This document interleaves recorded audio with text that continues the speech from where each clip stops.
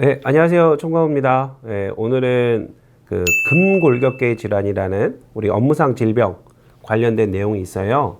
그래서 그거에 대해서 좀 이야기를 나눠볼까 합니다. 업무상 질병의 경우에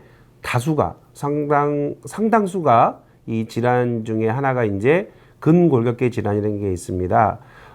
먼저 이제 우리 그러면 근골격계 질환이 뭐냐, 근골격계 질환이 뭐냐 했을 때는 우리 몸 이런 손가락 관절, 뭐 손목 관절, 무릎 관절, 관절이 있고요. 그죠?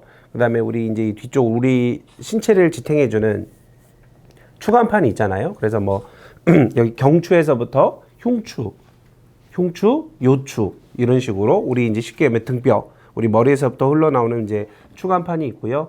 그래서 쉽게 얘기하면은 뭐 근육, 그다음에 뼈죠, 뼈, 그다음에 이거를 감싸 인대, 뭐 힘줄, 그리고 이 사이사이 흐르는 이제 신경이 있을 수 있고 또 미세한 혈관이 있을 수도 있지 않습니까?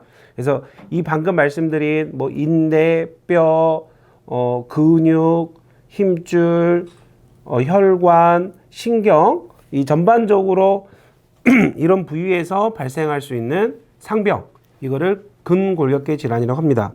생각해 보면 이제 우리 그냥 젊은 분들도 요즘 많고요. 우리 부모님들 허리가 아프다 보면 우리가 이제 그 디스크라고 표현을 하잖아요. 추간판 탈출증. 이것도 근골격계 질환의 일종입니다. 근데 보면은 우리가 통상적으로 봤을 때 관절이 아프다. 이거는 뭐죠? 좀 나이가 들었을 때. 그죠? 좀 나이가 들었을 때 우리가 이제 퇴행성 관절염 하듯이 이제 그런 식으로 갈 수도 있어요. 즉 그 말은 일단 업무 때문에 그런 건지 아니면 개인적 요인, 뭐 나이가 들었다거나 뭐 동년대에 비해서 좀 이게 그러니까 진행이 빨리 됐다거나 이제 퇴행성일 수 있겠죠. 즉 업무 관련성이 있느냐 아니면 퇴행성 질환이냐. 사실 이게 많이 섞여 있어요. 그죠? 섞여 있고 또 이제 예를 들어 볼게요. 어떤 분이 일을 하시는데 용접공에 놓고 얘기를 해볼게요. 용접공의 경우에는 이제 외부 용접, 이제 뭐 예를 들면 조선소의 용접공이라든가 이제 실내에서 뭐 배관이라든가 용접을 하다 보면은 이렇게 쪼그려 앉아야 돼요. 쪼그려 앉은 상태에서도 해야 되고 또 이렇게 목을요 이렇게 돌릴 수도 있잖아요. 목 자체도 부담이 될 수도 있고. 그 말은 이 근골격계 질환은 특정 부위, 예를 들면 경추다, 뭐 흉추다, 요추다 하나만 발생할 수도 있지만 동시에 뭐가 가능할까요? 경추에도 현상이 나타날 수 있고 증상이 나타날 수 있고 어디에도 우리 요추에도 나타날 수 있고 손목에 나타날 수도 있고 즉 하나의 부위에서만 나타날 수도 있을 수도 있으나 통상적으로 보면은 어떻게 해요? 전반적으로 예를 들면 경추도 나타나고 동시다발적으로 나타나기도 합니다. 그게 근골격계 질환의 특징 두 번째입니다. 두 번째고 세 번째로는 예를 들어서 건설 현장에서 추락하셔도 우리 그 외상성 추간판 탈출증이 발생할 수도 있거든요. 그 다음에 어떤 연골 파열 부위 발생했다 했을 때는 내가 이렇게 넘어졌을 때, 즉 사고로 인해서도 발생할 수 있어요. 그럴 수도 있지만 내가 과하게 예를 들면은 무릎을 많이 쓰는, 무릎을 굽혔다 폈다를 반복하는 일을 하는 사람이라면은 반월상 연골 파열이라는 게 있거든요.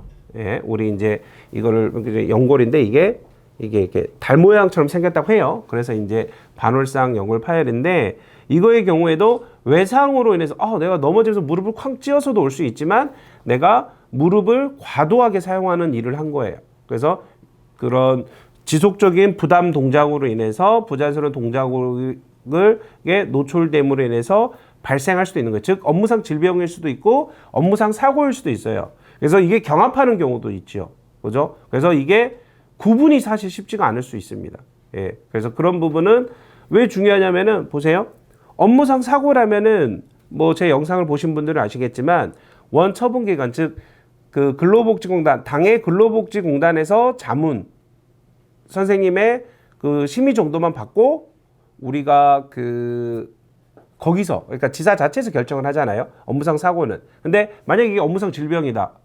그러면 이거 어떻게 되죠? 지사에서 조사를 하고 이거를 관할하는 근로복지공단에 있는 질병판정위원회로 이렇게 송부를 하지 않습니까? 그래서 즉 업무상 질병은 업무상 질병 판정위원회에서 심의를 하잖아요.